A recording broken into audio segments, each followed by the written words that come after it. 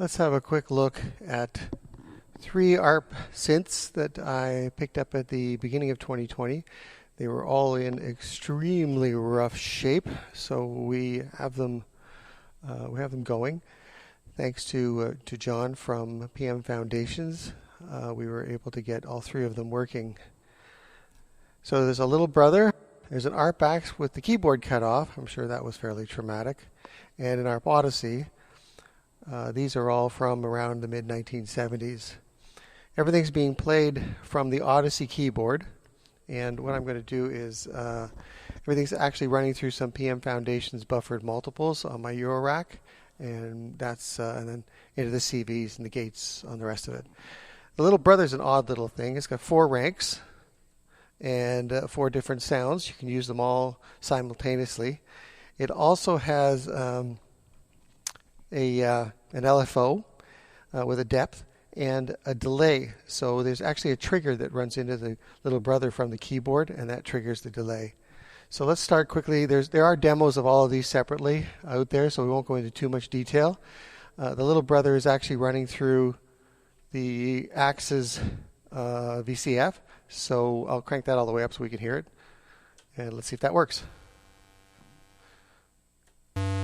So that's the hollow, brass, reed, fuzz, 8-foot rank, 16-foot, 4-foot, 2-foot. And you can hear the vibrato come in on its delay.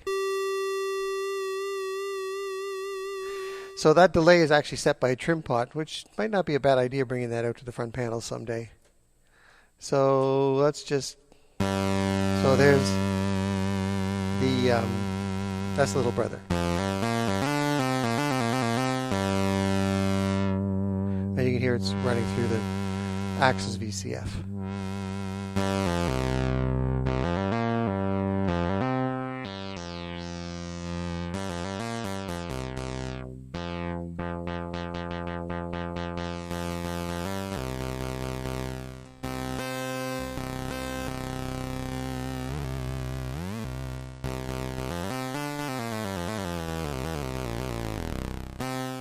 Okay, so let's have a quick listen to the Axxe. The Axxe is a single VCO with a simultaneously available sawtooth and a pulse wave. So we'll kick those up. So that is the Axxe alone.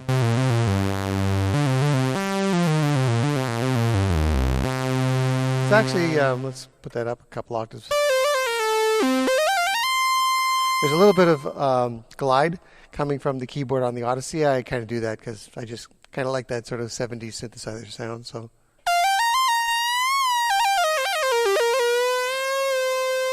I'm still getting used to the pitch bend knob.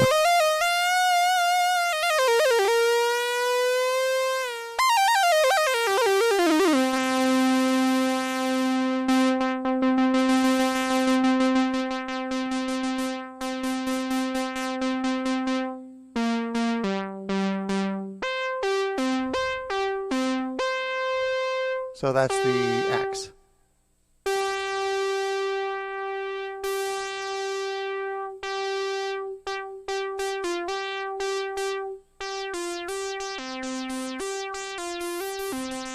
And then we kick up the little brother too.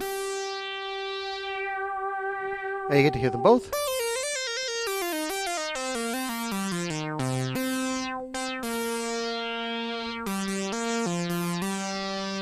Go down octave, or 2 octaves. That 16-foot, when you're down that low, is barely audible. You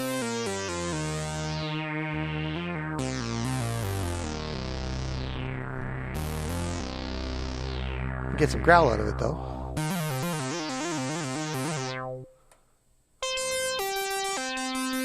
Okay, so that's those 2. And then the Odyssey. So the Odyssey's dual oscillator. And right now I have a pulse width and a sawtooth picked on them. So now you're hearing only the Odyssey.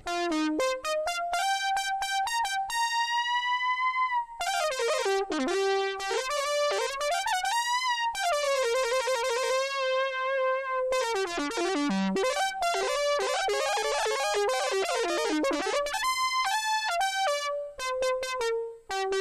the Odyssey's, again, I'm not going to do a full demo of it. It does some nice stuff. It has noise, has a ring modulator. Actually, the ring modulator is kind of fun. It has a lot of growl, but you have to play around with the oscillators a bit too to get some real growl out of it. But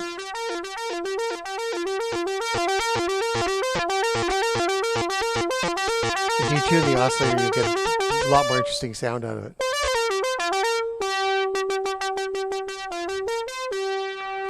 So now let's give a quick listen to all three together.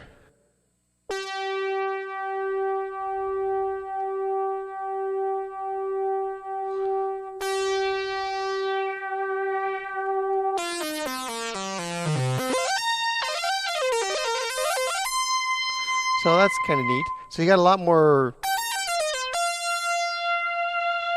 oomph, a lot more growl, I guess.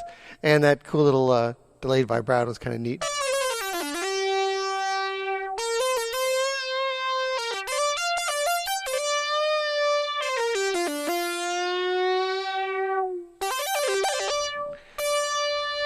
And of course, you can have different filter settings and things like that as well. So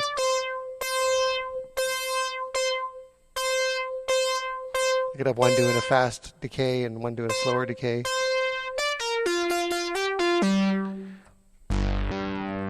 And I do have a video of the condition these things were in when I first got them. So I'll link to that in the text, and you can have a fast look at that if you want. So that's basically it.